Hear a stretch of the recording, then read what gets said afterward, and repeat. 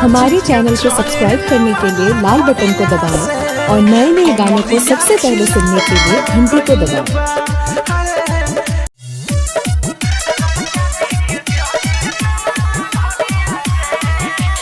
Mixed by DJ Rahul Remix। रात भर सैया हमर कहिले वाला जोरी हम कहने जाई होने आज भर छोरी। DJ Rahul। रात भर सैया हमर कहिले वाला जोरी हम कहने जाई होने आज भर छोरी। रात ही से मन बिलखिला गइले बा राजा जी के चैन वाला घड़िया से कमरिया छिला गइले बा।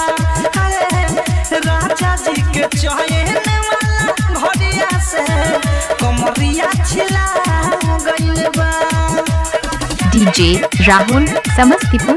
DJ Rahul Samastipur. DJ Rahul Samastipur. DJ Rahul Samastipur. DJ Rahul।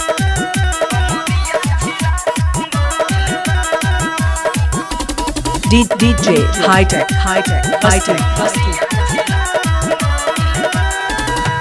जबे कहिले लागल गजबे सीन दादा सारी सराक गइल खुल गइल पीन दादा।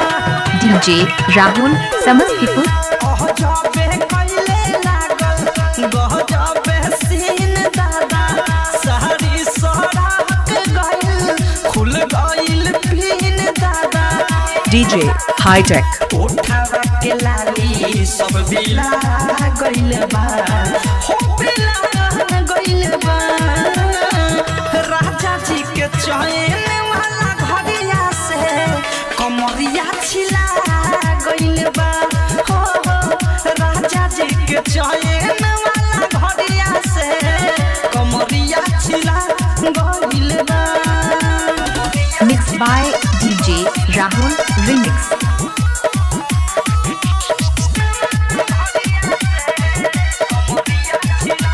DJ High-Tech किरिन ना फुटले तबले रात भर फुटले दादा कहनी निकाल दो तो पेन्हिए के सुतले दादा।